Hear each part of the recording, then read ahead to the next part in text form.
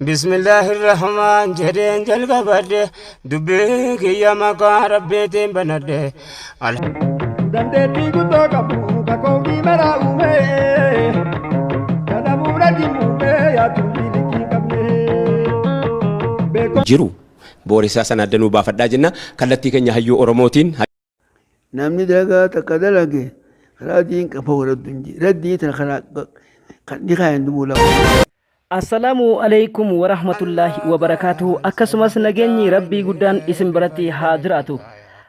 Yeroo darbe waa'ee seenaa gabaabduu Ustaaz Raayyaa Abbaa Maccaa Ustaaz Raayyaa Abbaa Maccaa hayyuu beekaa gorsaa saba hundumaa biratti uumaaf uumee hunda biratti dhaloota waan gaarii hojjechuun akkasumas ofii agabanii beelawaa nyaachisuun waan gaarii aayidolojii saayintistoonni qoratanii kaleessa darban ammoo saayinsii uumamaa ganamaa kan ergamaan rabbii salawaatu rabbii wasalaamu alayhi lafa kaan har'a isaan ammoo xiinsammuu isaanii keessatti tarkaanfii gurguddoo 90 ol jireenya hawaasaatiif akkasumas ammoo guyyaa tokko nama booroo ufiidha keessatti jedhaniitiin dantaaf garagalanii ciisee hin beekne ta'uu isiniif himuun hin barbaachisu.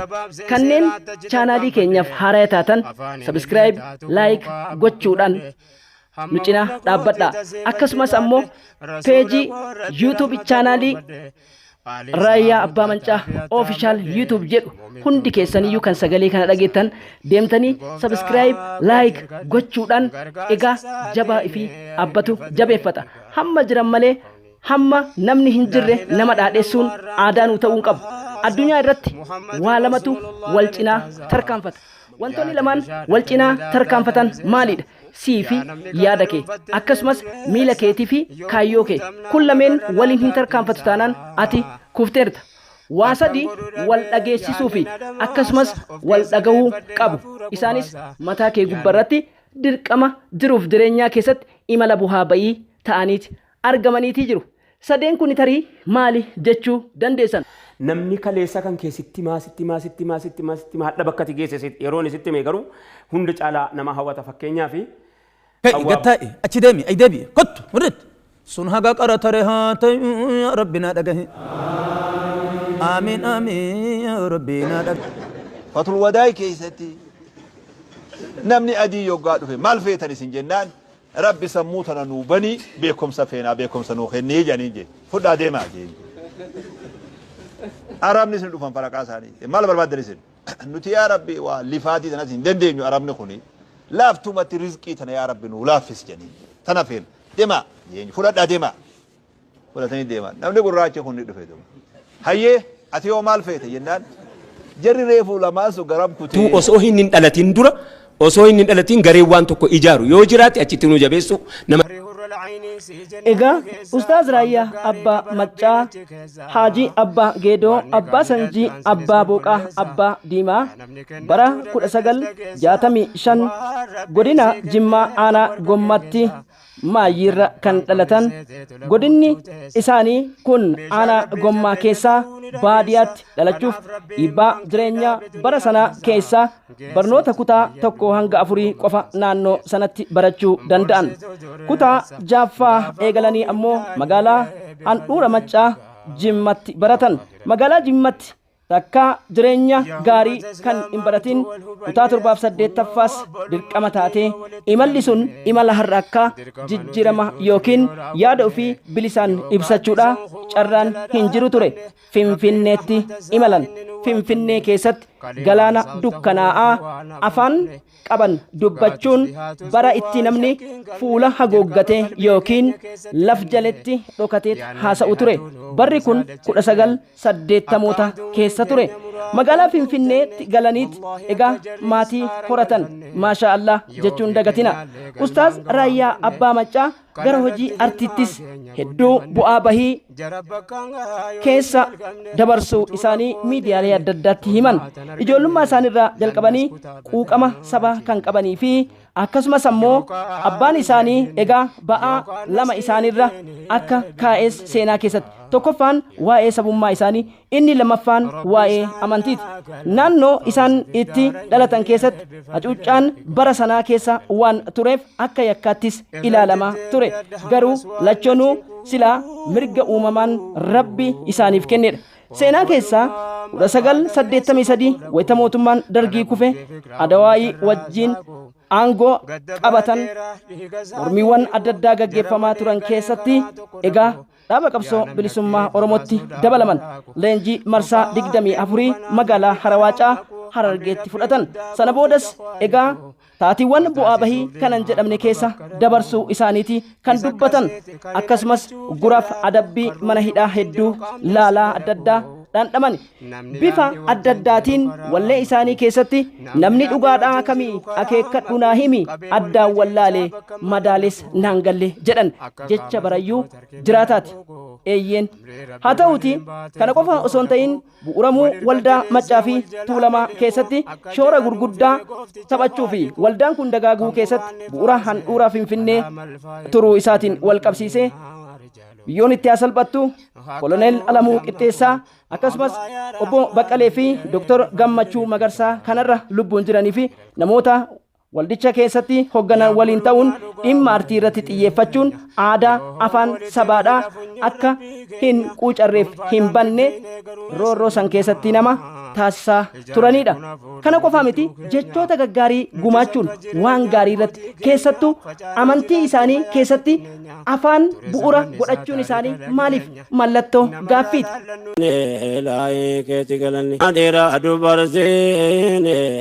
Namni kaleessa kan keessatti hadha bakkatti geesse yeroon isitti mee garuu hundi caalaa nama hawwata. Fakkeenyaaf hawwaa baay'een beekumsallee hin qabu. haa ta'uyyuu malee waa'ee keef waa'ee koo dubbii xinnoon dhabu. Dr. Sheikh Muhammad Rashad Abdullahi Kabir Mumayyaa Carcar, Sheikh Bakri Saapalloo, Sheikh Ali Muhammad Bushra Wallo, Sheikhota Sheikh Muhammad Sani Sabro Rahmatullah, akkasumas kanneen lubbuun jiraniif hin jirre kanneen akka Sheikh Abdurrahman Muudaa Rahmanni Jannanni Rabbi itti haa qananiisu. Ilmaan ayyaa kan akka Sheikh Haji Alo Umar, kan akka Sheikh Ahmad Buluga har'a warra lubbuun jiran miliyoonota maqaa hin dhahin hunda kan jiran Rabbiin nu haa qusatu. Akkasumas kanneen amantaa biraatis saba kana keessatti dhaloota kana keessatti waan gaggaariin aqiidaa ilmarraa kaasanii gorsaniitiin fakkeenyummaa gaarii nuu dhaamaa jiraniif warra isaanirraa baratu nu haa taasisu.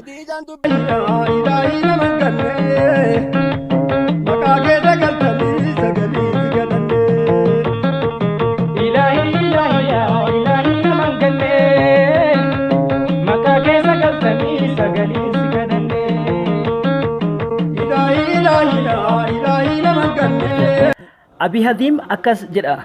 Guyyaa tokko osoo Umar ibnu Abdul Aziz waliin teenyu na gorsi naan jedhe jedhan. Radiyallahu anhu jaalalli Rabbi irratti haa jiraatu. Anis gorsa gabaabduu takkan si gorse jedheen. Mataa kee lafaan gahadhu ciisi. Yeroo ciistu sana akka waan duutetti of tilmaami. Yeroo sanatti maaltu si waliin taanaan akka gammadduu fi maaltu immoo si waliin taanaan akka gadditu addaan baafadhu. Wanti itti gammaddu sana immoo har'uma itti cichii qabadhu. Wanti itti gadditu sana immoo har'uma irraa fagaadhu jedheeni gorseen jedhama. Kabajamtoota hordoftoota keenya addunyaa kanarratti namoonni waan gaggaarii hojjetan hedduudha. Waan gaggaarii hojjetanii ammoo kanneen mul'achuu hin barbaanne hedduudha. Dhaloonni itti fayyadamee jira. Isaan faana bu'ee jira. Daa'imman akkasumas ustaadoota kanneen hayyoota amantaa birootis akka amantaa isaaniitti yeroo isaan waa barsiisan nageenyummaa amantii jaalalaaf tokkummaa dhaala biyya lafaa irratti isaan galaanuu guduunfanirraa meeqa keenyatu baratee if jijjire. Saayinsiinis amantii dhugoomsuu haa baatu malee dirqama afaan amantii sana jechuu haa baatu malee the words of science drafted from the religious Bible or Quran. Dhugaadha. Dr. Zakir Naik dhugaa jedhe. Maarree Rabbi sa'alnaaka la fawda fi daarayni bifadli rifkika yaa qaahira alqawni jedhe Ustaaz Raayyaa Abbaa Mancaa meeqatu hiikkate meeqatu itti fayyadame manzuumaa isaanii 20ffaa keessatti yoo maal faa jedhan tokkorraa hanga meeqatti afaan haramaaf rajamaa hundaan dhaloota kana barsiisuu irratti fulleeffatan jechuu barbaada. Kanaafinan investing on yourself and the best environment you will ever make wanni jedheefis kana jechuu barbaada. Waa hedduu akka baratan abdii qaba itti dhiyaadha. Barfatee jechaa ollaa keessan saba biraa jiru. Yaa namni ollaa kee jirtu. Ollaa kan kee akka namni biraa si jalaan tuuni akkuma dheengadda bataskaana eegaa oolte ijoolleen. Diqqoo bataskaana kana waa godhanii jennaan maqaan nu badaa jettee ijoollee eegaa oolte sanatti guyyaa har'aa hamma dubbiin kun gara ba'etti ba'utti akka ollaa keessan saba biraa ollaa keessan bitaa mirgaa saba biraa nu eeggattanu jechuun amaanaa kana biratti. Addunyaan sammuu isaa keessa jirti. Addunyaan injifachuuf of argachuun meeshaa jalqabaatii jedhu saayintistoonni isaanis kanuma dhaaman. Dhageeffattanii beektu dhaamsa abbootii amantaa keenya hedduun isaanii dabarsan. Saayinsiin siyaasaa caalu hundi isaa kami bu'urri of argachuudha. Namni of dhabee nama jireenya guyyaa fi torbanii qofa jiraatudha. Wanti hundumtuu isaaf sirriidha. Wanti hundumtuu isaaf jal'aadhas. Addunyaa beekuuf addunyaa biraa sammuu kee keessaa qabaachuun dirqama.